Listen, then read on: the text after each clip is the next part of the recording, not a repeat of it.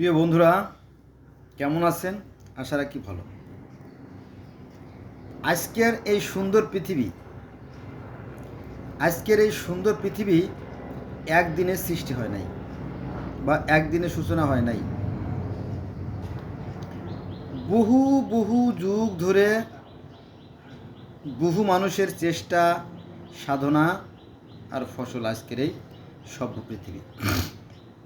তো আসুন আজকে এই যে এই ভিডিওর মূল প্রতিপাদ্য বিষয় হচ্ছে প্রাচীন বিশ্ব সভ্যতা। এখানে বিশ্ববাসীর সকলেরই অবদান আছে। এই যে আজকের যে সুন্দর পৃথিবী, এই সুন্দর পৃথিবী সৃষ্টির পিছনে বা হওয়ার পিছনে পৃথিবীর সকলের অবদান আছে। তো তার আগে একটা কথা বলে নেওয়া দরকার যে সৃষ্টিকর্তা, যিনি সৃষ্টিকর্তা, তিনি এই মানুষ সৃষ্টি করার আগে পৃথিবী সৃষ্টি করছেন, চন্দ্র সৃষ্টি করছেন, সূর্য সৃষ্টি করছেন, বাতাস সৃষ্টি করছেন, গ্রহ, নক্ষত্র, তাই না, ঋতু পরিবর্তন, জোয়ার সব কিছু সৃষ্টি করার পরে তারপর মানুষ সৃষ্টি করছে। বিষয়টা এরকম, তাই না? তো যেহেতু সেই সৃষ্টির সময় আমরা ছিলাম না, সৃষ্টিকর্তা কিভাবে কাকে দিয়ে সৃষ্টি করছে এ বিষয়ে আমরা যদি কোনো কথা বলি সেটা কিন্তু খুব একটা সঠিক হবে না, তাই না? যাক, তো আমরা ধরে নেব যে এই যে সুন্দর পৃথিবী একটা স্টেজের মতো, তাই না? স্টেজের মতো না? আমি মাঝে মাঝে এটা বলি যে আকাশটা হচ্ছে সাত, আর জমিনটা হচ্ছে, অর্থাৎ বসুন্ধরা হচ্ছে আপনার আমাদের বিছানা, সূর্যটা হচ্ছে প্রদীপ, আর গোটা পৃথিবীর মানুষ আমরা একই পরিবারের সন্তান। তো একটা স্টেজের মতো, তাই না? এই সুন্দর স্টেজকে সৃষ্টি করছে, আর তারকা, গ্রহ, নক্ষত্র রাজি এগুলো হচ্ছে কি সৌন্দর্যের প্রতীক, তাই না?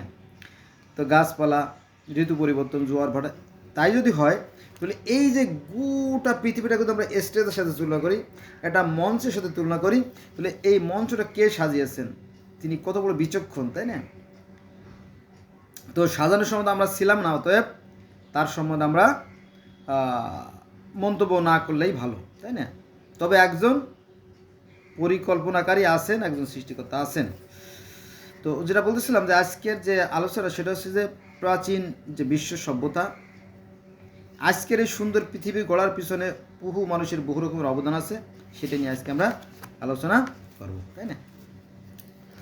আচ্ছা, শুরু করি, তাই না? দেখেন যে এক নম্বরে মেসোপোটেমিয়াম সভ্যতা, তারপরে এর ভিতরে আছে সুমেরীয় সভ্যতা, ব্যাবিলনীয় সভ্যতা, অ্যাসিরীয় সভ্যতা, কালেডীয় সভ্যতা, আবার আছে মিশরীয় সভ্যতায়। মিশরীয় সভ্যতার মধ্যে আছে সিন্ধু সভ্যতা, ফিনিশীয় সভ্যতা, পারস্য সভ্যতা, সিন্ধু সভ্যতা তো বলছি না, সিন্ধু সভ্যতা, তারপরে হিব্রো সভ্যতা, হিব্রো অর্থাৎ ইসরায়েল ইহুদিদের সভ্যতা, তারপরে চৈনিক সভ্যতা মানে চীন, তারপরে ইজিয়ান সভ্যতা, গ্রিক সভ্যতা, মায়ান সভ্যতা, নারা সভ্যতা, ইনকা সভ্যতা। এটা তাহলে আমরা কী করলাম? গোটা পৃথিবীকে একটা চক্কর দিয়ে আসলাম, তাই না? তো বন্ধুরা, তো অনেক কথা বলার আগে কিছু ছোট কথা বলি, তাই না? দেখেন যে আমাদের এই ভারতবর্ষ, আমরা গোটা ভারতবর্ষ বোধ হয় 12-14টা রাষ্ট্র আছে, তাই না? যেমন ভারত, পাকিস্তান, শ্রীলঙ্কা, মায়ানমার, ভুটান, মালদ্বীপ, আফগানিস্তান, শ্রীলঙ্কা, বাংলাদেশ, এগুলো কিন্তু একসময় এক ছিল, তাই না? তো এক ছিল, ওই সময়ের কথা চিন্তা করলে আপনার সেই যে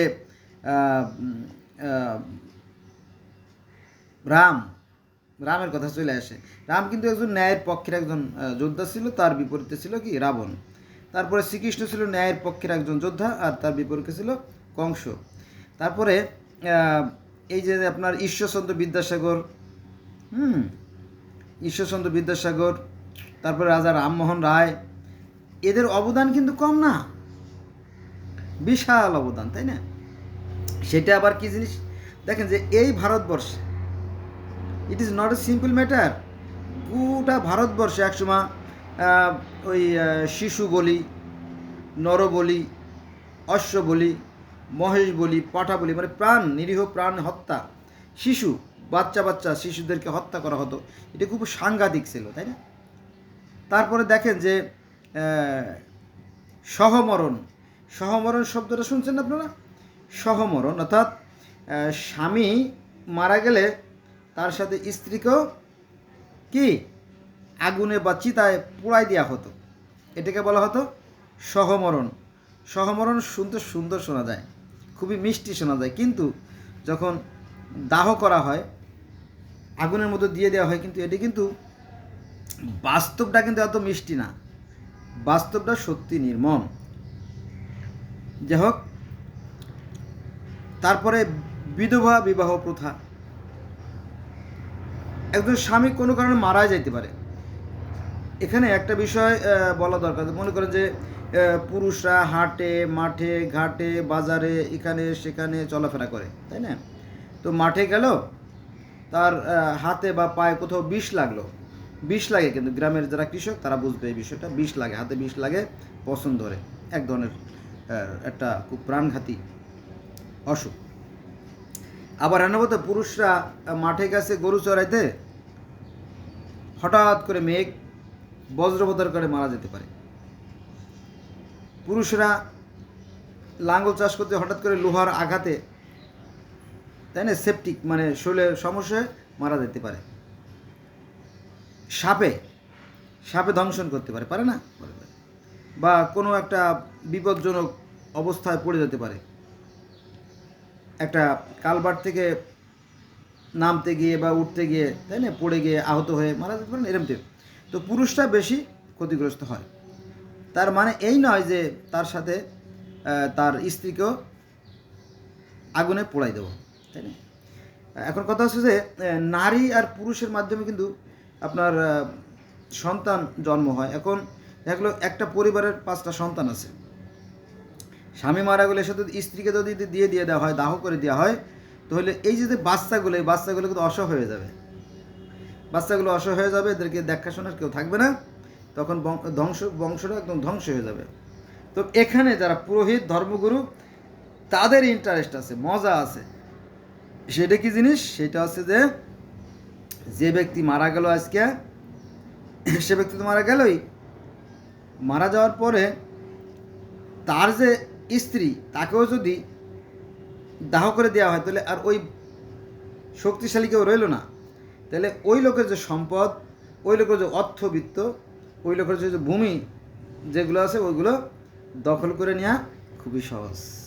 এই ভণ্ডামিটা সেই সৃষ্টির উষালগ্ন ছিল।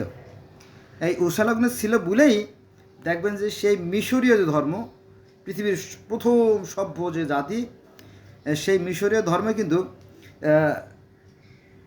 আইসিস এবং তার ভাই শ্বেত তাদের সাথে মারামারি, এমনকি শ্বেত তার ভাইকে হত্যা করে ফেলায়।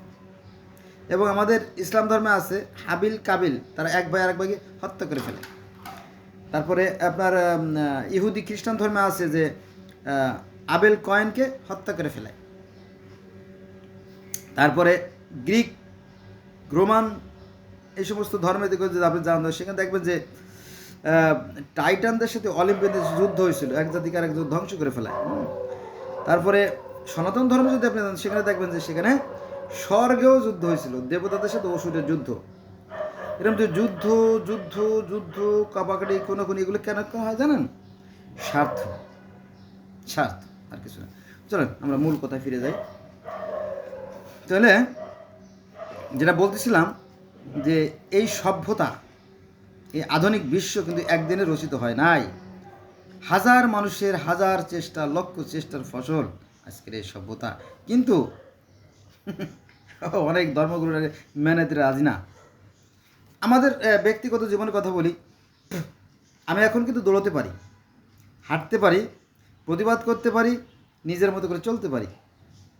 কিন্তু যখন আমি ছোট ছিলাম, তখন বসতেই পারতাম না, বসতে গেলে হুড়ুম করে পড়ে যেতাম।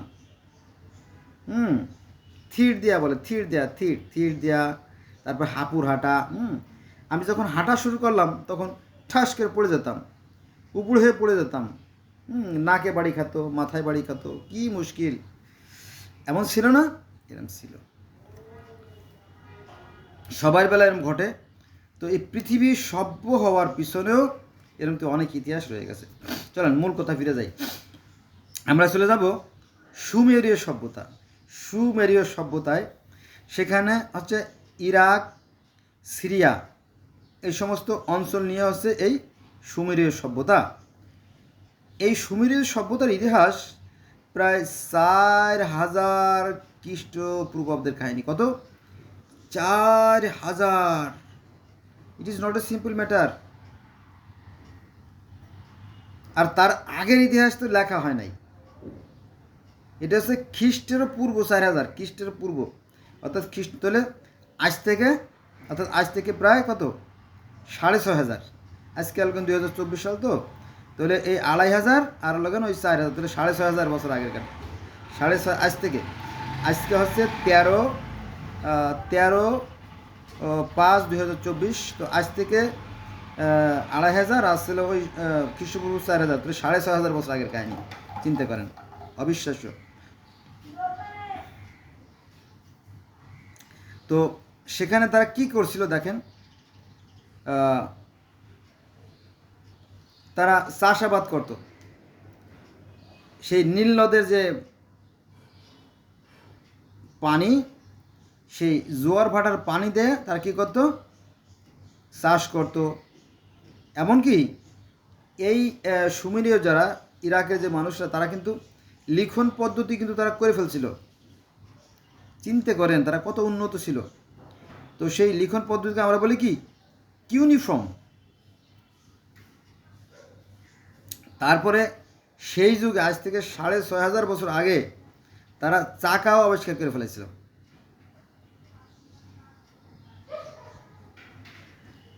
তারপরে সে যুগেও কিন্তু ধর্ম ছিল। তো অনেক মানুষ, মুসলমানরা মনে করে যে বোধহয় এই ধর্মের বয়স বোধহয় 1450 বছর, না। তো সেই সময়ও কিন্তু এই ইবাদতখানা অর্থাৎ মসজিদ তৈরি করা হতো, মন্দির তৈরি করা হতো, যাকে বলা হতো জিগুয়াত। জিগুয়াত আমরা তো জানি মসজিদ, মন্দির, প্যাগোডা, টেম্পল, এগুলো আমরা জানি, তাই না? কিন্তু জিগুয়াতও ছিল আজ থেকে 6500 বছর আগে।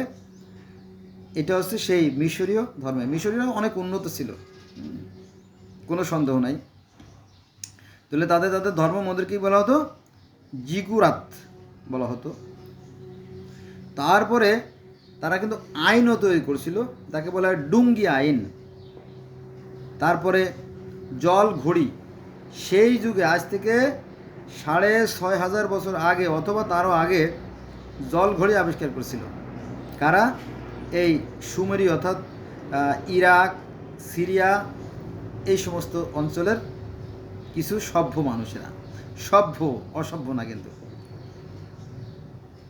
তারপরে এই যে আমাদের যে কোরআন শরীফে আছে না, কাসাস।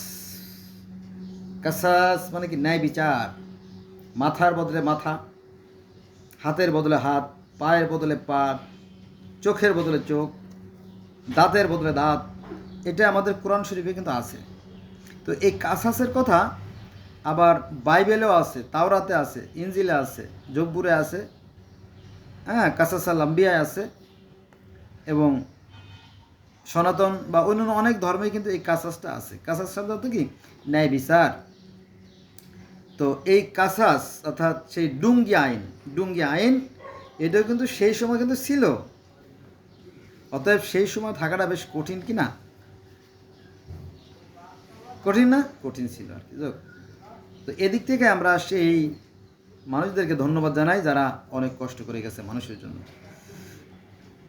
এবার আসেন ব্যাবিলনি যে সভ্যতা, অর্থাৎ এটা হচ্ছে সিরিয়া মরুভূমি যে অঞ্চল, সেই সিরিয়ার মরুভূমি অঞ্চলের যে সভ্যতা, সেটার কথা বলেছে। এটা আবার সেই 250 খ্রিস্টপূর্বাব্দ, 250 খ্রিস্টাব্দ পূর্বদের কাহিনী আর কি। তো এখানকার যে একজন নাম বোন, ওই সময়কার যে একজন মানুষ তার একজন নাম পাওয়া যায় হাম্বুরাবি। সব মানুষের নাম তো নাই, সব নাম পাওয়া যায় না, তবে ওই সময় অর্থাৎ খ্রিস্টপূর্ব প্রায় 250 অব্দে ওখানে সেই যে সিরিয়া মরুভূমি অঞ্চলে একজন লোক ছিল যার নাম বিশেষভাবে উল্লেখযোগ্য, তিনি হচ্ছে হাম্বুরাবি। আচ্ছা, ওই সময় ওরা কি উন্নতি করেছিল সে বিষয়ে আমরা আলোচনা করব। তারা লিখিত আইন, সেই যুগে তারা কি করে, লিখিত আইন তৈরি করে। তারপরে গোটা পৃথিবীর মধ্যে প্রথম, dear friend, it is not a simple matter, এটা কিন্তু সাধারণ বিষয় না, এটা কিন্তু জটিল। কারণ গোটা পৃথিবীর ডিজাইন নিয়ে আমরা আলোচনা করতেছি। সেই যে লিখিত আইন, সেটাও কিন্তু সেই আজ থেকে কত 2500 আর 2500 কত, তাও 5000 বছর, তাও 5000 বছর আগের কাহিনী। তো সেখানে লিখিত আইন তৈরি করা হয়েছিল। এই যে ধর্ম গ্রন্থগুলো, এগুলো মূলত সামাজিক শান্তির আইন। হ্যাঁ, এটাও ভালো জিনিস। তো এটা এক একজনে এক একভাবে এগুলো দেখে আর কি, এক একজনে একরকম ব্যবসা করে খায় এরকম থেকে। তো সেই 5000 বছর আগে যে হাম্বুরাবির যুগে, অর্থাৎ সেই 2500 খ্রিস্টপূর্বাব্দে সেই সিরিয়াতে লিখিত আইন তৈরি করা হয়েছিল। আর পৃথিবীর সর্বপ্রথম যে লিখিত গ্রন্থ সেটা হচ্ছে গিলগামেশের মহাকাব্য। বন্ধুরা, এই গিলগামেশের মহাকাব্যটা আমার পড়ার সৌভাগ্য হয়েছে। এই গিলগামেশ ছিল নায়ক, তার পিতা ছিল উরুরু, হ্যাঁ, উরুক রাজ্যের রাজা। তারপরে ও ছিল একটু লুচ্চা টাইপের ক্যারেক্টার, লুস আর কি। তো কোনো মেয়েকে বিয়ে দিতে হলে আগে এই গিলগামেশের কাছে রাত কাটাতে হতো। পরে জনগণ প্রতিবাদী হয়ে যায়, অর্থাৎ গিলগামেশের পর রেগে যায়, খেপে যায়। তারপরে সেই দেবতা, সেই স্বর্গীয় দেবতা, স্বর্গের দেবতা, যিনি স্বর্গমত্তের মালিক, যিনি সেই ঈশ্বরের কাছে দাবি করে, হে ঈশ্বর, এই গিলগামেশ তো খুব বাড়াবাড়ি করতেছে, সে আমাদের মানসম্মান নিয়ে টানাটানি করে, বিবাহের আগে কোনো নারীকে তার কাছে না থাকতেলে সে বিবাহ দিতে দেয় না, ইত্যাদি ইত্যাদি। তো সৃষ্টিকর্তা আবার কি করে, একটা শক্তিশালী প্রাণীকে তৈরি করে পাঠায়। পরে এই গিলগামেশের সাথে যুদ্ধ হয়, পরে আবার বন্ধুত্ব হয়ে যায়। পরে এই দুই বন্ধু মিলে আবার অত্যাচার শুরু করলে একজনের 7টা পুত্রকে হত্যা করে, এবং তখন উপর থেকে সৃষ্টিকর্তা করেন, আপনার একটা জন্তু, গরু পাঠাই দেন এরমতে আর কি। তো তাকেও হত্যা করে। তখন রেগে গিয়ে, মানে সৃষ্টিকর্তা রেগে গিয়ে সেই গিলগামেশের বন্ধু তাকে হত্যা করে বিনাশ করে ফেলে। তখন গিলগামেশ ভয় পেয়ে যায়, এবং গিলগামেশ অমরত্ব লাভের আশায় সে পুতনাপিস্তি নামে একজন ব্যক্তির কাছে যায়, যিনি মহাপ্লাবন থেকে নিজেকে রক্ষা করতে পেরেছিলেন। এরকম বিশাল কাহিনী, সেখানে আমরা যাব না। তাহলে আমরা দেখলাম যে ব্যাবিলনীয় সভ্যতায়, এটা হচ্ছে সিরিয়, অর্থাৎ খ্রিস্টপূর্ব প্রায় 2500 বছর আগের কাহিনী। সেখানে একজন বিশেষ ব্যক্তির নাম হচ্ছে হাম্বুরাবি। তার মাধ্যমে এই লিখিত আইন তখন হয়, এবং পৃথিবীর প্রথম লিখিত গ্রন্থ গিলগামেশের যে মহাকাব্য, এটা হচ্ছে পৃথিবীর সর্বপ্রথম লিখিত কাব্যগ্রন্থ। তো এটাকে বলা হয়, মানে এই যে গিলগামেশের মহাকাব্য, এটা কিউনিফর্ম মানে অক্ষরে এটা লেখা ছিল আর কি। তারপরে তারা মানচিত্র আবিষ্কার করে, কারা? এই সিরিয়রা, আজ থেকে প্রায় 5000 বছর আগে। এদের অবদান কিন্তু কম না, তারাও কিন্তু সৃষ্টিকর্তা, সৃষ্টি সম্বন্ধে চিন্তা ভাবনা গবেষণা করতো, এবং তারা নতুন নতুন আবিষ্কার করছে। কেন আবিষ্কার করছে? মানুষের কল্যাণের জন্য। এবার আসেন সুমেরীয় সভ্যতা। এটা হচ্ছে টাইগ্রিস নদী না, এই যে আমাদের ইসলাম ধর্মে যে কথাগুলো ঢুকে গেছে, এই কথাগুলো মূলত ঢুকছে এই ইউফ্রেটিস, টাইগ্রিস, সিমন, জিহন, দজলা, ফুরাত নদীর থেকে। এখান থেকে অনেক তথ্য আমাদের ইসলাম ধর্মের ভিতরে বা অন্য অন্যখানে ঢুকে গেছে, যদি আপনারা দেখতেন। তো এই যে সুমেরীয় সভ্যতা যাকে বলে বা টাইগ্রিস নদীর পাড়ের যে সভ্যতা, এটাও সেই 2050 খ্রিস্টপূর্বাব্দের কাহিনী। এই সময় অর্থাৎ আজ থেকে প্রায় 5000 বছর আগে এই টাইগ্রিস, ইউফ্রেটিস, দজলা, ফুরাত যে নদী, এর পার্শ্ববর্তী অঞ্চলে যে সমস্ত মানুষ ছিল তারা এই লোহার অস্ত্র আবিষ্কার করা শুরু করে। লোহার অস্ত্র, যদিও আমাদের ইসলাম ধর্মে এই লোহার কাহিনী আছে, যে দাউদ আলাইহিস সালামকে কেন্দ্র করে এই লোহার কাহিনী কেন্দ্র করে আছে, কিন্তু এই যে আপনার চাষাবাদ, তারপরে আপনার কিউনিফর্ম লেখা, চাকার আবিষ্কার, তারপর ডুঙ্গি আইন, তারপরে মানে কাসাস ন্যায় বিচারে যে আইন, ওইটা কিন্তু এটাও আছে কোরআন শরীফে আছে। তারপরে জল ঘড়ির আবিষ্কার, এই জল ঘড়ির আবিষ্কার এই সমস্ত বলে নেই। এগুলো যদি কোরআনে ঢুকানো হতো তাহলে মনে করেন যে কোরআনের মানে এই যে পারা হতো, অনেক কয়েক হাজার পারা হতো, পরে মানুষ আর বিরক্ত হয়ে যেত, পড়তে চাইতো না। এত বড় কোরআন শরীফ কি পড়া যায়? ঠিক আছে, সবই ঠিক আছে, সব ঠিক আছে। তাহলে আমরা আলোচনা করেছিলাম সুমেরীয় সভ্যতা, টাইগ্রিস নদীর যে পাশটা সেখানকার বিষয়। তো তারা লোহার অস্ত্র তৈরি করা শিখেছিল। তারপরে আপনার গোলন্দাজ বাহিনী, এই যে যুদ্ধ বা যুদ্ধর যে বাহিনী, তারপরে আক্রমণ করা, বিভিন্ন সেক্টরে ভাগ হয়ে আক্রমণ করা, এই সমস্ত বিষয়গুলো তারা আবিষ্কার করেছিল। এবং 500-র মতো ঔষধ, কত 500-র মতো ঔষধ তারা আবিষ্কার করা শিখেছিল। কারা? এরা হচ্ছে আপনার সুমেরীয় সভ্যতা, অর্থাৎ টাইগ্রিস নদীর পাড়ে যারা বসবাস করত তারাও কিন্তু ওষুধ আবিষ্কার করে ফেলছিল। তারপরে অক্ষাংশ, তার দ্রাঘিমা, তারাই কিন্তু আবিষ্কার করে পৃথিবীতে প্রথম। মানে এক এক যুগে এক এক অঞ্চলের মানুষেরা এক এক ধরনের কি আবিষ্কার করে গেছেন, যেটা মানব কল্যাণের জন্য কি বিরাট সাফল্য বয়ে আনছে। এবার আমরা আলোচনা করব কালেডীয় সভ্যতা বা ব্যাবিলন শহর। ব্যাবিলনের শুনছেন না? ব্যাবিলনের ঝুলন্ত বাগানের কাহিনী শুনছেন? এটা হচ্ছে পৃথিবীর মধ্যে খুবই মানে সপ্ত আশ্চর্যের একটা আশ্চর্য, এই ব্যাবিলনের ঝুলন্ত পাহাড়, শুনছেন না? ঝুলন্ত বাগান আর কি। তো এই যে এইটাও প্রায় 2500 বা তারও বেশি, আজ থেকে 5000 বছর আগের কাহিনী, ঠিক আছে। তো এখানে যে বিশেষ ব্যক্তি, তার নাম আছে নেবুসাদনেজার। এই নেবুসাদনেজার জেরুজালেমে আক্রমণ করেছিল। জেরুজালেম, আজকের যে ইহুদি খ্রিস্টানদের যে জেরুজালেম, এই জেরুজালেমে এই নেবুসাদনেজার আক্রমণ করেছিল। কেন আক্রমণ করেছিল জানেন? আক্রমণ করেছিল এই জন্য যে এই ইহুদিরা খুবই প্রতিবাদী, এরা খুব সংগ্রামী এবং ওরা খুব সচেতন জাতি, জানেন তো? ওরা কিন্তু শিক্ষিত, ওরা আরও হাজার হাজার বছর আগে থেকে ওরা শিক্ষিত এবং উন্নত ছিল। ওরা খুব সচেতন এবং দায়িত্বশীল ছিল।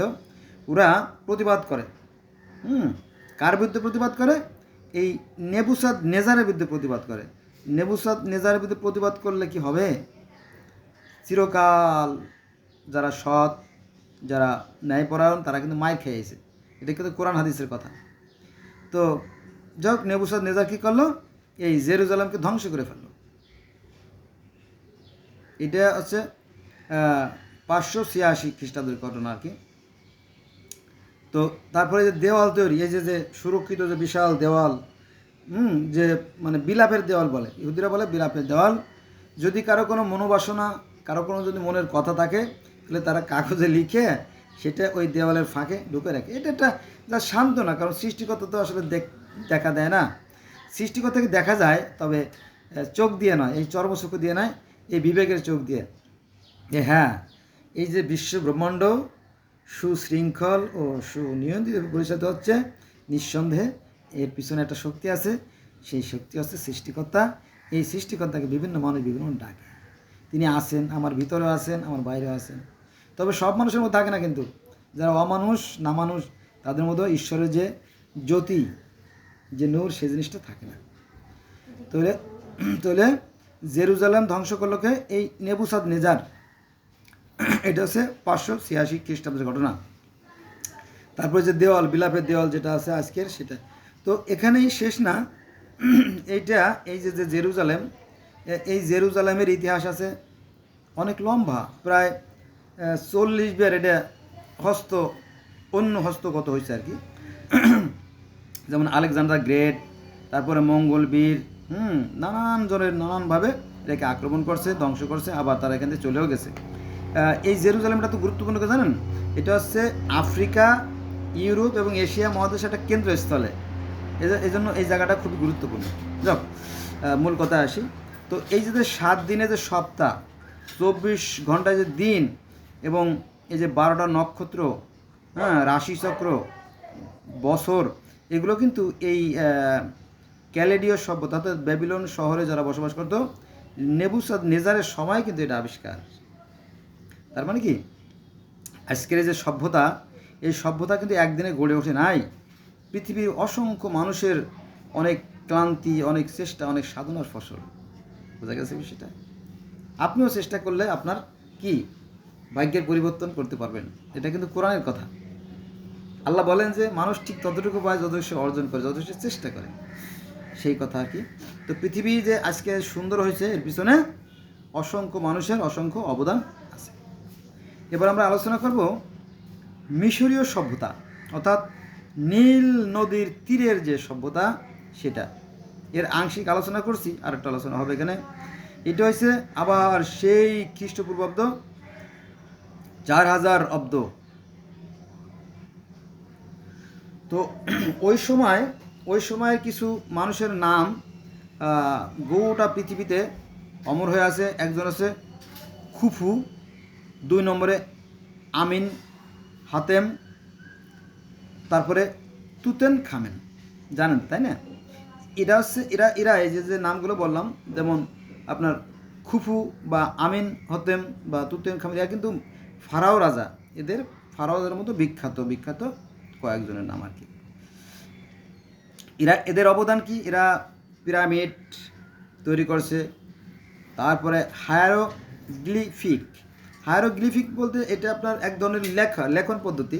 এটা ওই আমাদের মতো ওই যে সর ক খ এবিসির মতো না, এটা হচ্ছে সাংকেতিক চিহ্নের মাধ্যমে মানুষ বুঝতে পারবে, অর্থাৎ ছবির মাধ্যমে মানুষ বুঝতে পারবে। এই ধরনের একটা লেখা, প্রথম যে লেখার প্রচলন শুরু হয় পৃথিবীতে, সেই লেখার পদ্ধতি। এদের অবদান কিন্তু কম না, আর এদের ব্রেনও কিন্তু কম ছিল না, বুঝছেন? তো এগুলো কীভাবে সম্ভব হয়েছে? ওই যে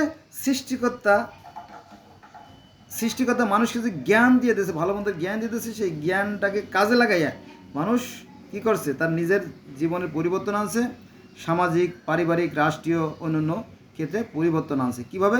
এই শুধুমাত্র জ্ঞানের মাধ্যমে। আবার সৃষ্টিকর্তাকে এই জ্ঞানের মাধ্যমে কিন্তু চেনা যায়, বোঝা যায়, উপলব্ধি করা যায়, চোখ দিয়ে না।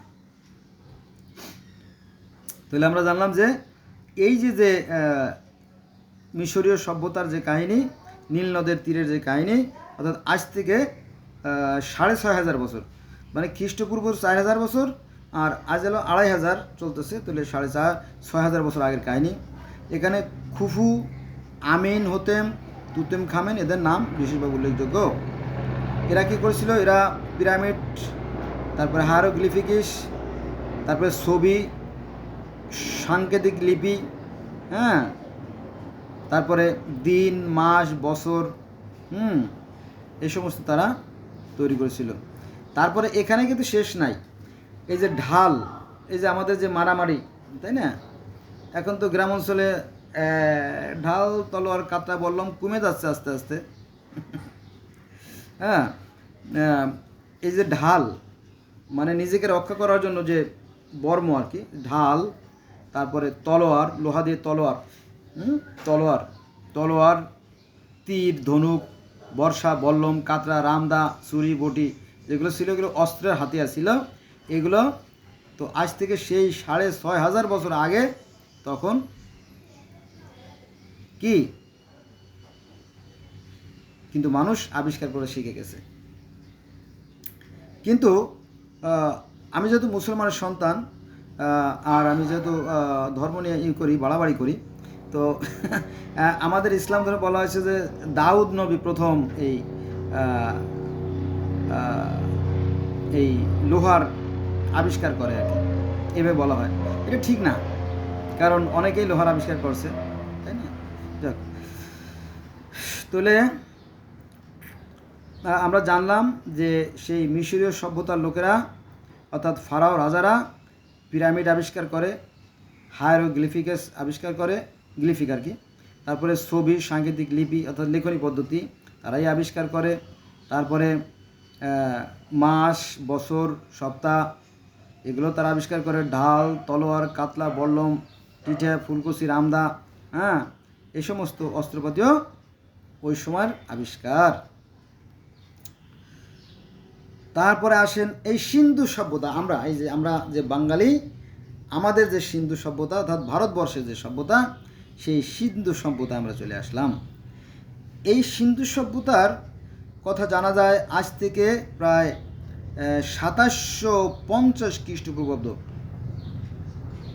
তাও প্রায় কত, আজ 2500, আর আছে আপনার 27 বলেন 3, তাও কি প্রায় 5500 বছর, তাই না? মানে মিশরের পরের সভ্যতার কাহিনী। তো এখানে বিশেষভাবে যার নাম জড়িত রয়েছে তিনি হচ্ছে রাখাল দাস বন্দ্যোপাধ্যায়। মানে সিন্ধু সভ্যতার কথা আলোচনা করতে গেলে প্রথমেই চলে আসে রাখাল দাস বন্দ্যোপাধ্যায়ের কথা, তার নাম বিশেষভাবে জড়িয়ে আছে। আচ্ছা, তো ভারতীয়রা কি করছিল? ভারতীয়রা কি আবিষ্কার করলো? তারা কি মিশরীয় দেখে দেখে আবিষ্কার করলো, না নতুন কিছু আছে? হ্যাঁ, নতুন কিছু তো অবশ্যই আছে। তারা কি করেছিল জানেন? পাকা নর্দমা, তারপরে বহুতল বাড়ি। আজকে কিন্তু সারা পৃথিবীতে, তাই না, যে সমস্ত ভূমিকম্প প্রবল দেশ সেগুলো ছাড়া সারা পৃথিবীতে আজকাল বিশাল বিশাল সুরম্য অট্টালিকা তৈরি হয়েছে। তো এগুলো তৈরির পিছনে যে অবদান, তার কথা চলে আসে সিন্ধু সভ্যতার কথার সাথে, আর সেখানে চলে আসে রাখাল দাস বন্দ্যোপাধ্যায়ের কথা চলে আসে। অর্থাৎ কারো অবদান কম না। এখন যদি আপনি মনে করেন যে দূর মুসলমান, আপনি হিন্দুরা কোনো মানুষই না, তাহলে ভুল করবেন, তাই না? তাদের অনেক অবদান রয়ে গেছে। আজকের যে এই যে সুন্দর, আমি যে এই যে 10 তলা বিল্ডিংয়ে বসবাস করতেছি, তাই না, এই সুন্দর বিল্ডিং তৈরি করার পিছনে যাদের অবদান, তারা সেই হাজার হাজার বছর আগে এই চিনতে করেন, সেই আজ থেকে প্রায় 5500 বছর আগে, আজ থেকে প্রায় 5500 বছর আগের মানুষের চেষ্টা সাধনার ফসল আজকের এই সুন্দর দালান। ভাবা যায়? তাহলে আমরা জানলাম রাখাল দাস বন্দ্যোপাধ্যায়ের ওই সময় পাকা দালান, পাকা নর্দমা, বহুতল বাড়ি, গোসলখানা, পরিমাপ যন্ত্র এবং বাটখারা, এগুলো কারা আবিষ্কার করে? এই সিন্ধু সভ্যতার মানে ভারতবর্ষের যে মানুষেরা, তাদের অবদান। বন্ধুরা, আজকাল দেখেন যে আমরা সকাল থেকে সন্ধ্যা পর্যন্ত এই বাটখারা ছাড়া চলতে পারি না। প্রতিটা পণ্য মাপার জন্য এবং নিয়ম নীতি ঠিক করে রাখার জন্য এই বাটখারার খুবই গুরুত্বপূর্ণ অবদান রয়েছে। যদি এই বাটখারা আবিষ্কার না হতো, তাহলে ওই পরিমাণ দিতে গেলে নিতে গেলে দেখতেন যে দ্বন্দ্ব বাড়তো, সংঘাত বাড়তো, মারামারি বাড়তো, তাই না? এটা সিস্টেমে আসছে এই বাটখারা তৈরি করার পরে, অর্থাৎ পরিমাপ। তারপর বহুতল বাড়ি বানানোর কারণে অনেক নিরাপদ, অল্প জায়গায় অনেক মানুষ বসবাস করা যায়, এটাও সুন্দর। গোসলখানা কেন? গোসলখানা কি দরকার বন্ধুরা? তখনকার দিনে তো আপনার ওই নদী, শুধুমাত্র খাল বিল ছিল, মানুষের যে সুপে পানি বা বিশুদ্ধ পানির বড় অভাব ছিল। তখন কিন্তু টিউবওয়েলের আবিষ্কার হয় নাই। টিউবওয়েল, তারপরে এই যে আপনার আমাদের যে পাম্প, ওয়াসা, এগুলো আবিষ্কার হয় নাই। তখন মানুষ এই নদী নালা খাল বিলের পানি খেয়ে ডায়রিয়া, কলেরা হয়ে মারা যেত। খুব কঠিন না? তো এটি কিন্তু বিশেষ গুরুত্বপূর্ণ একটা বিষয়, কিন্তু সিম্পল বিষয় না। তো দেখেন যে নদী নালা খাল বিলের পানি খায়ে মানুষ কিন্তু হাজার হাজার মানুষ মারা যেত, লাখ লাখ লোক মারা যেত। এটা চারটিখানি কথা না। হ্যাঁ, বিশেষ করে বর্ষাকালে কারণ সবাই নদী নালা খাল বিলের পানি খেত, আবার পায়খানা করতো খোলামেলা জায়গায়, এরমতি ছিল।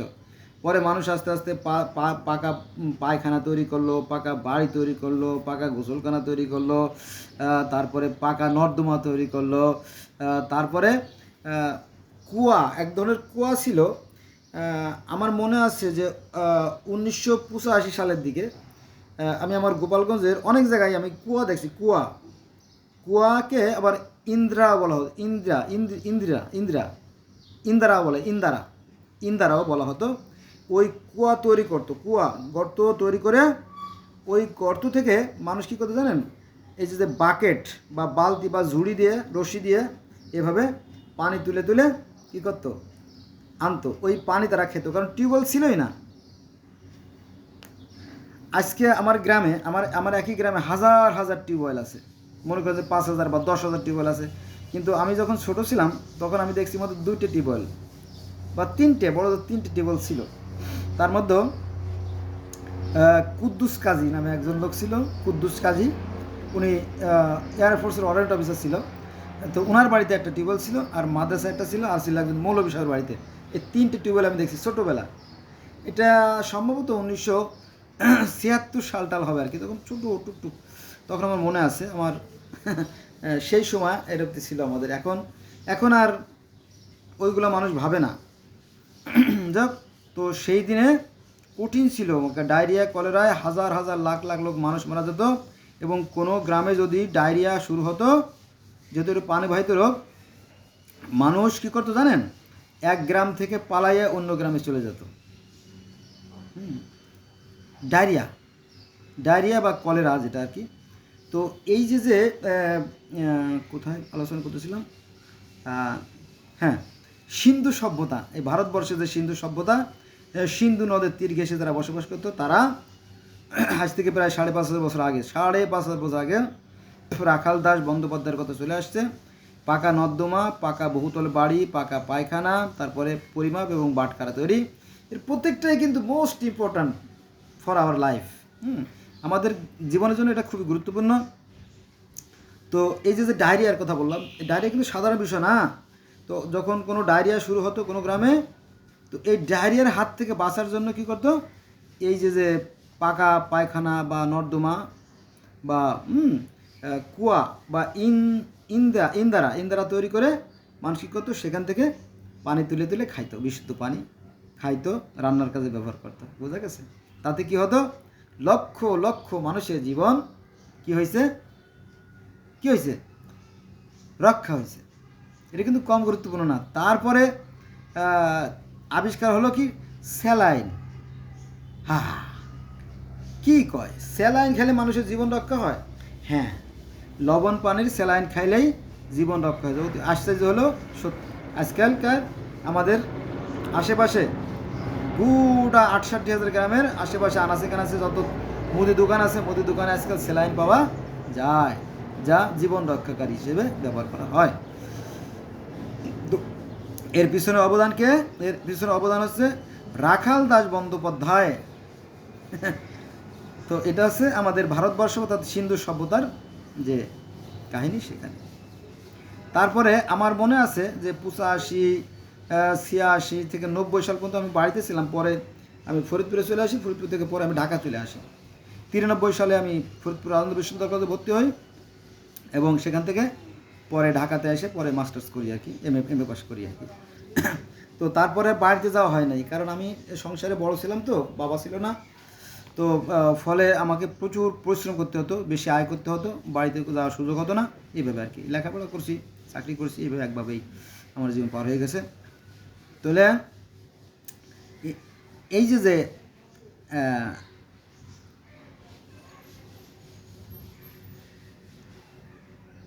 যখন আমি বাড়িতে গেছি তো দেখছি যে এই যে যারা ধর্মগুরু, যারা আমাদের ইসলাম ধর্মে যারা আছে, আলেম ওলামা, হাফেজ, কারি, মৌলানা, মুফতি, মুহাদ্দিস, আবার অনেক বড় বড় ডিগ্রি আছে, যেমন পীরে কামেল, আলেমে হক্কানি, শাইখুল হাদিস, আল্লামা, আলহাজ, হজরত মাওলানা, বুলবুলে বাংলাদেশ, কারি মোহাম্মদ বেলায়েত হোসেন সাহেব, মানে 12, 14, 18, 22, 35, 50টা ডিগ্রি।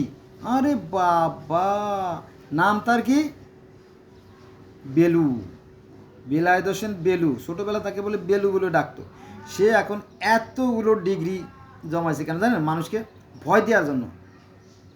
যখনই এতগুলো ডিগ্রি কথা শোনে, পীরে কামেল, আলেমে হক্কানি, শাইখুল হাদিস, আল্লামা, আল্লাহ, হজরত মাওলানা, শাহ, সুফি, হ্যাঁ, ইত্যাদি ইত্যাদি, এতগুলো ডিগ্রি যখন, তো যে কোনো মানুষ, অনেক সময় কোনো মানুষ অজ্ঞান হয়েও যায়।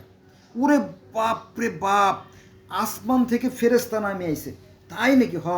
কই এই হুজুর যখন পানি ফোড়া ফু দেয় জানেন, পানি বিসমিল্লাহির রহমানির রহিম কয়ে সূরা ফাতিহা পড়ার পরে যখন পানিতে ফু দেয় না, অনেক সব বোতল ফাইট হয়ে গেছে। ওরে বাপরে, এত বড় বুজুর্গওয়ালা হুজুর, হ্যাঁ, ওনার হাদিয়া কত? আরে হাদিয়া রাখো, তোমার হাদিয়া, উনি কি হাদিয়া নেওয়া লোক নাকি? উনি হচ্ছে আল্লাহর খাস লোক, উনি হচ্ছে অনেক বড় বুজুর্গ বান্দা। ওরা যে যা খুশি হয়ে দেয় তাই না, তাই নাকি? হ্যাঁ, আসলে ভণ্ড, আসলে ভণ্ড, ওরা ভণ্ড। কেন ভণ্ড জানেন বন্ধুরা? ওই ওই যে কলেরার কথা, এই কলেরা প্রসঙ্গ কিন্তু বলতেছি, যে এই যে কলেরা থেকে বাঁচার জন্য ভারতের যে রাখাল তাজ বন্দ্যোপাধ্যায়ের সময় যে পাকা নর্দমা, পাকা বহুতল বাড়ি, পাকা গোসলখানা, পরিমাপ পাটখানা তৈরি করেছিল, তো সেই কথা বলছি যে এই হুজুরা কী করছে জানেন? ওই কই যে আমি কলেরা ডায়রিয়া তাড়াইতে পারি, জিন ভূত পেতনি, তাই নাকি? পরে কিভাবে? বলো যে 10 কেজি সরিষা লাগবে। কি কোন হুজুর, 10 কেজি কেন, 50 কেজি সরিষা লাগলে কোনো সমস্যা নাই, বলেন কি করতে হবে? বলে সরিষা আনো, সরিষা আনো। বলুনি হ্যাঁ, আমার সাথে লোক থাকতে হবে 5 জন, আমি একা যাইতে পারবো না। আর লাঠি থাকতে হবে। লাঠি কেন জানেন? পথে চলতে গেলে জোর জঙ্গলের ভিতরে যদি সাপ টাপ থাকে বা বেজি টেজি বা অন্যান্য ক্ষতিকর কীটপতঙ্গ থাকে না, এই জন্য লাঠি একখান লাগবো, আর 10-12 জন লোক লাগবো। আর সরিষা ইসের জন্য ওই বহন করার জন্য একজন লোক লাগবে, আর ছিটানোর জন্য এক লোক লাগবে। হুজুর সাথে সাথে আছে, হুজুরকে ছিটাও সরিষা, পরিমাণ মতো ছিটাবো, গোটা গ্রামটা আমরা এই সরিষা দিয়ে ঘিরে ফেলবো। তো ওই সরিষা দিয়ে সরিষা বোনায়, সরিষা বোনানো শেষ পরে বলছে, যা, এই যে সরিষা পড়ে দিলাম, এই সরিষা যতটুকু জায়গার মধ্যে পড়ে দিছি, এর ভিতরে কলেরা ডায়রিয়া ঢুকতে পারবে না। তো হুজুর তো চলে গেছে, আবার ওই দিন বিকেল থেকে আবার ডায়রিয়া শুরু হয়ে গেছে। এগুলো ভণ্ডামি, এ সমস্ত ভণ্ডামি দিন চলে যাচ্ছে আর কি। এরম তুই ভণ্ডামি করতো। আবার যারা গরিব মানুষ, ফাঁকা বাড়ি, তখন বলতো, হুজুর আমি তো গরিব মানুষ, আমার তো সামর্থ্য নাই, আমি আপনারে 500 টাকা দেবো। 500 টাকা কিন্তু অনেক বন্ধুরা, মনে করেন যে বর্তমান বাজারে লাখ টাকার সমান। ঠিক আছে, আধা কেজি সরিষা পড়ে দিত, ওই বাড়ির পাশে ছিটিয়ে দিত, যে ডায়রিয়া ঢুকতে পারবে না। আসলে কি সরিষা পড়া কি ডায়রিয়া মানায়? মানায় না, ডায়রিয়া কিন্তু ঠিকই আসতো, বুঝছেন। তারপরে এই যে পানি পড়া, তারপরে তেল পড়া, রুটি পড়া, তারপরে সুতা পড়া, তারপরে আপনার পাটের আঁশটা, পাট আছে না, পাট পাট পাট তো এই জুট প্লান্ট আর কি, এই পাট দিয়ে গিটি গিটি গিটি গিটি গিটি গিটি গিটি দিয়ে সুতোনাতে পড়ে পড়ে দিয়ে এইভাবে প্রচুর প্রচুর আয় করতো আমাদের সামনে, প্রচুর আয় করে করে অনেক টাকার মালিক, অনেক সম্পদের মালিক অনেকে হয়ে গেছে। অবশ্য তারা মারাও গেছে অনেকে। এই সমস্ত ভণ্ডামি ছিল। তো আসুন আমরা আমাদের বিবেককে কাজে লাগাই। সৃষ্টিকর্তা আমাদেরকে যে মহামূল্যবান জ্ঞান দিয়ে দিয়েছে, এই মহালকে কাজে লাগালে আমরা ধন্য হব, ইহকালীন পরকালীন জীবনও সুন্দর হবে আমাদের। বন্ধুরা, এবার আমরা চলে যাব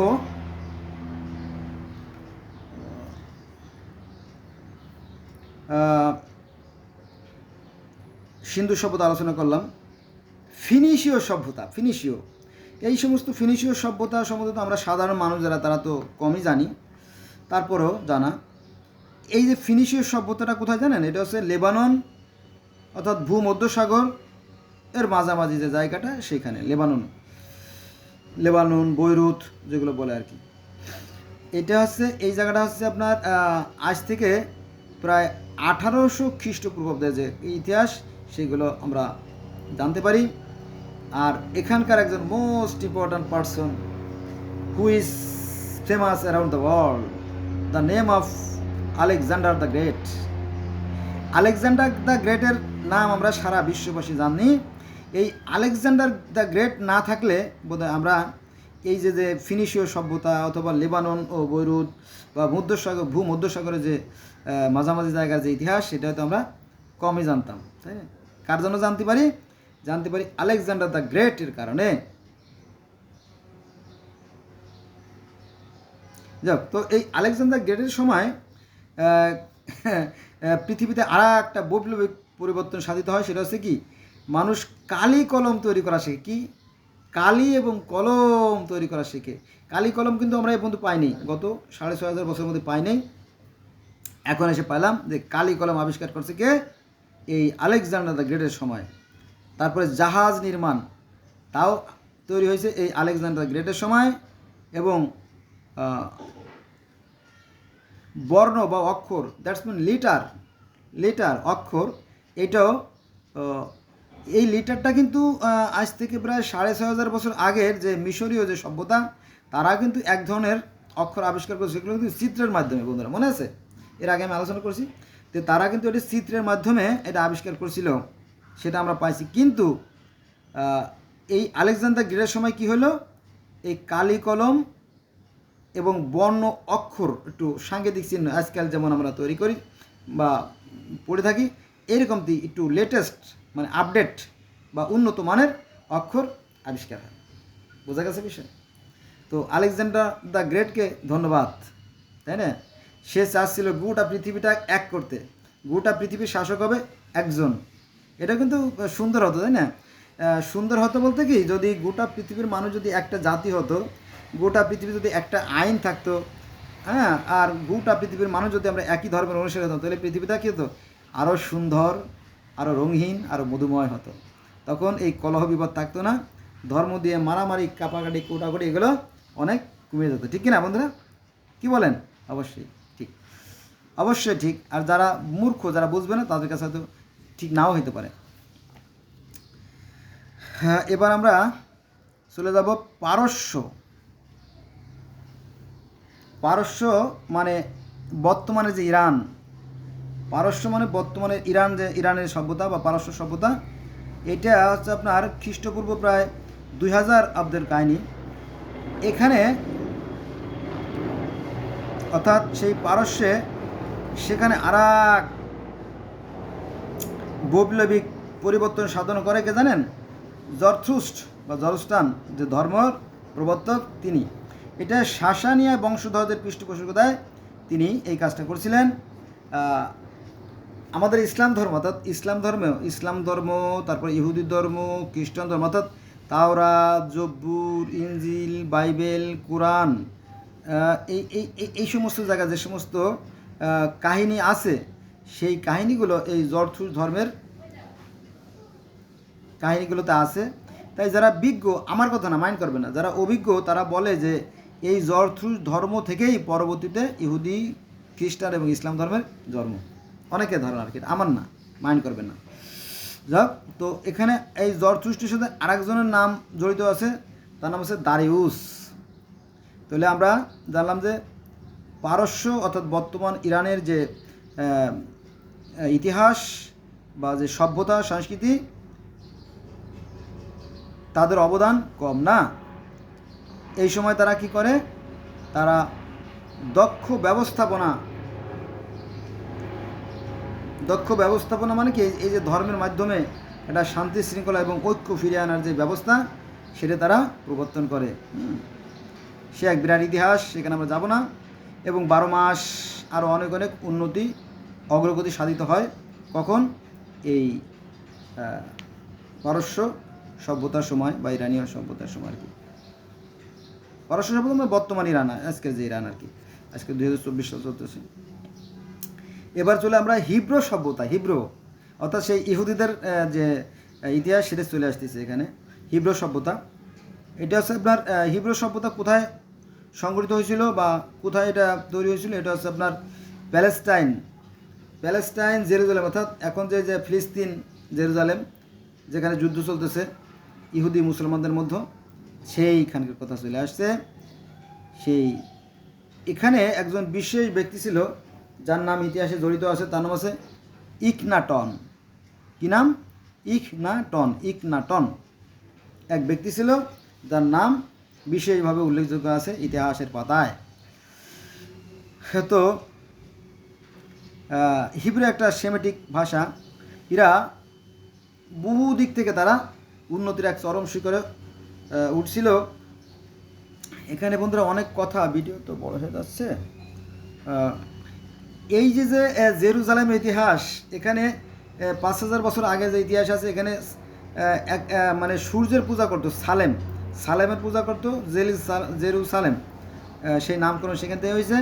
তো সালেমের পূজা করতো একটা গোত্র, তারা জেবুসাইড গোত্র। তো সেই জেবুসাইড গোত্রটা বিলুপ্ত হওয়ার পরে এখানে এই যে যে দাউদ, সুলাইমান, ইব্রাহিম, জাকারিয়া, এদের মাধ্যমে একটা নিরাকার ঈশ্বরের যে পরিবর্তন হয়, এটাও কিন্তু অনেক গুরুত্বপূর্ণ একটা অবদান। এটা কিন্তু কম না, বিশ্ববাসীর জন্য এই পরিবর্তনের সাধন হয় আর কি, এবং ধর্মের একটা নতুন শাখার বা ধারার পরিবর্তন শুরু হয়। এদের অবদান অনেক বেশি। যাক, তাহলে হিব্রু এক সেমেটিক ভাষা আর কি। এরাও আজকে আমরা জানি যে আজকে দেখেন যে আজকে এই পৃথিবীতে এত সমস্ত আধুনিক উন্নত মানের যে সমস্ত বিষয়, যেমন ইন্টারনেট, গুগল, ফেসবুক, টুইটার, তাই না, বিমান আবিষ্কার, অন্যান্য যে উন্নতির যে মহা মহা যে আবিষ্কার, সেগুলো মূলত এই ইহুদিরাই কিন্তু আবিষ্কার করছে। আপনি যদি স্বীকার করতে পারেন, না করলে কিছু আসে যায় না, বুঝছেন? তো এদের এই অবদানকে স্বীকার করতে হবে। আর আমার পক্ষ থেকে বলবো, আসুন আমরা ধর্মের সাথে সাথে বিজ্ঞান চর্চা করি। বিজ্ঞান বলতে ইহুদি, খ্রিস্টান, নাসারাদের গ্রন্থ না, এটা বিজ্ঞান মানে বিশেষ জ্ঞান, অর্থাৎ সৃষ্টিকর্তা দিয়ে, আল্লাহ দেওয়া যে জ্ঞান, এটাকে কাজে লাগানোর নামে হচ্ছে বিজ্ঞান। এবার আমরা আলোচনা করব চৈনিক সভ্যতা। চৈনিক মানে কি, চীনের সভ্যতা। এটা কোথায়, সেটা অবস্থানটা হচ্ছে আপনার হোয়াংহো, ইয়াংশিকিয়াং এবং দক্ষিণ চীন, গোটা মানে চীনের কথা। চীনটা কিন্তু খুবই সভ্য জাতি, খুবই শিক্ষিত জাতি, এ ব্যাপারে কোনো সন্দেহ নাই। এটা হচ্ছে আপনার খ্রিস্টপূর্ব প্রায় 3,000 অব্দের কাহিনী। তার মানে কি আজকে থেকে প্রায় 5,500 বছর আগের কাহিনী আছে এই চীনের। বাঙালির কোনো ইতিহাস নাই। বাঙালির কে লাগবে বলেন বাঙালির ইতিহাস? এখানে তখন পানি ছিল, খালি পানি, পচা পানি। তো এই চীনেরা কী করছে জানেন? ব্রোঞ্জ ও ধাতুর ব্যবহার এবং ঘোড়ার গাড়ি, যেটা রথ আর কি, ঘোড়ার গাড়ির আবিষ্কার, এগুলো তারা করছে। আরও অনেক অবদান আছে চীনদের। আচ্ছা, এবার আমরা যাব গ্রিক সভ্যতা। গ্রিক অন্য অঞ্চল, ইউরোপের ওইদিকে চলে গেলাম আমরা। গ্রিক সভ্যতা বা রোমান সভ্যতা যেটা বলি আমরা, সেখানে যাদের নাম উঠে আসে তারা হচ্ছে নিকেলে, ম্যাকিয়ান, ঢালি, তারপরে